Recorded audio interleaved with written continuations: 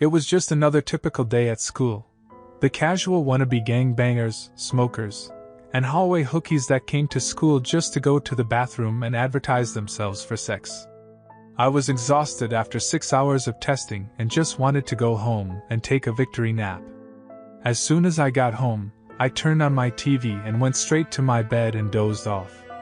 But when I woke up, everything was different. The room was pitch black and eerily quiet. I tried to get up, but I couldn't move. I was paralyzed with fear as I realized that something was very wrong. Suddenly, I heard a faint whisper in my ear. My heart started beating like a aroused teenage boy. I turned around, but no one was there. Then I heard it again, this time louder. And then I saw them dark, shadowy figures emerging from the corners of the room. I started thinking it was some sort of sick prank my brothers were playing on me, but quickly found that to be false when I remembered they were lit of town that whole week. I tried to scream, but no sound came out. I was trapped, alone with these creatures that seemed to be closing in on me. I could feel their cold breath on my neck as they drew closer and closer. I closed my eyes, hoping that it was all just a nightmare. But when I opened them again, I was still there, surrounded by these entities.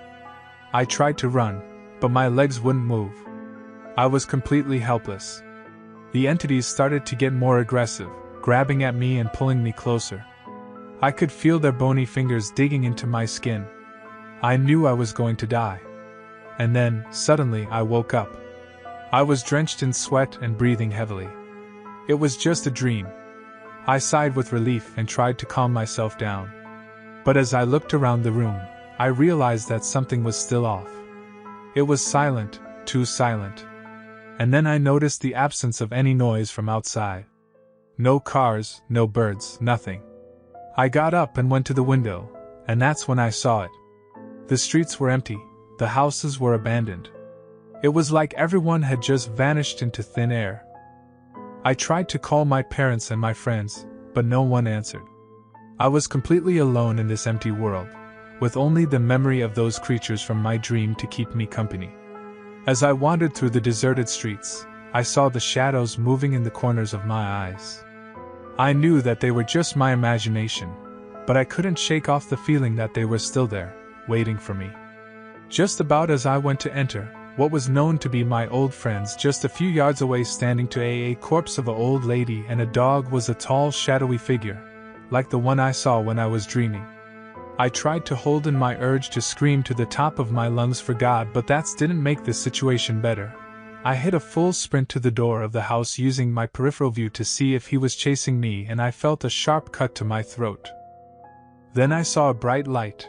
I woke up in the hospital, not able to distinguish anything or anyone. My family walked in with the nurses and they explained to me that apparently I had died in my sleep, but something odd happened that gave me enough adrenaline rush to get my blood pumping and my heart beating. To this day I haven't even told my parents what I saw.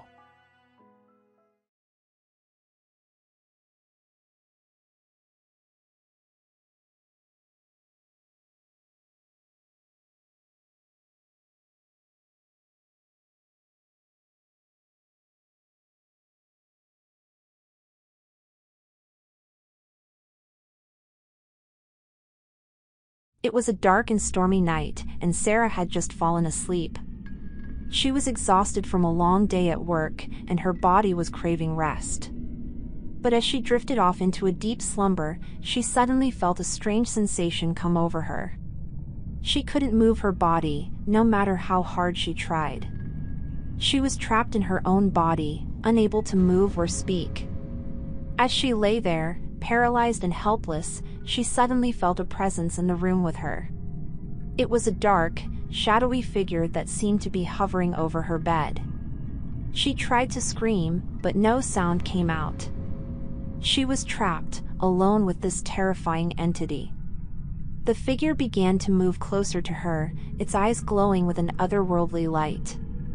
Sarah could feel its breath on her face, and she could smell the stench of death and decay emanating from its body. She tried to close her eyes and pray for it to go away, but it was no use.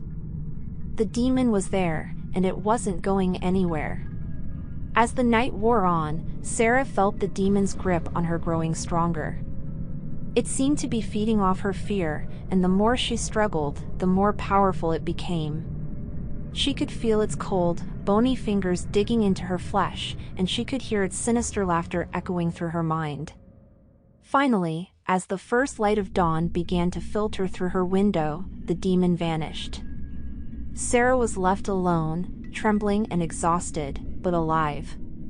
She knew that she had narrowly escaped a fate worse than death, and she vowed never to let herself fall asleep again without taking every precaution to keep the demons at bay.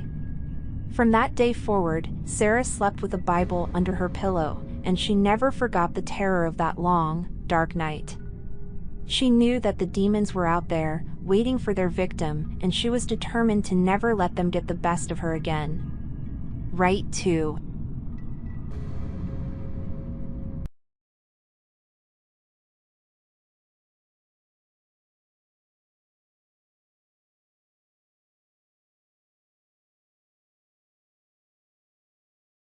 John was a typical teenage boy who loved to stay up late playing video games and watching horror movies.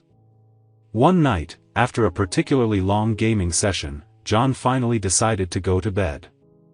As he drifted off to sleep, he felt a strange sensation wash over him. It was as if his body was being weighed down by an invisible force.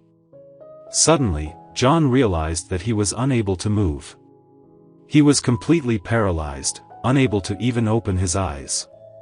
Panic set in as he realized that he was experiencing sleep paralysis. He had heard about this phenomenon before, but had never experienced it himself. As John lay there, unable to move, he began to hear strange noises. It sounded like someone was whispering in his ear, but he couldn't make out what they were saying. The whispers grew louder and more frantic, until they were almost shouting. Suddenly, John felt a cold breath on his face. He could feel the presence of something in the room with him, but he couldn't see it. The whispers turned into a deep, guttural growl, and John knew that he was not alone. He tried to scream, but his voice was trapped in his throat. The demon was getting closer, and John could feel its hot breath on his face. He could smell its putrid breath, and he knew that he was in grave danger. Just when John thought that he was going to be consumed by the demon, he woke up. He was drenched in sweat, and his heart was pounding in his chest. He realized that it had all been a nightmare, but it felt so real. From that night on, John was never able to sleep peacefully again. He was haunted by the memory of the sleep paralysis demon, and he knew that it was only a matter of time before it returned to claim him once again.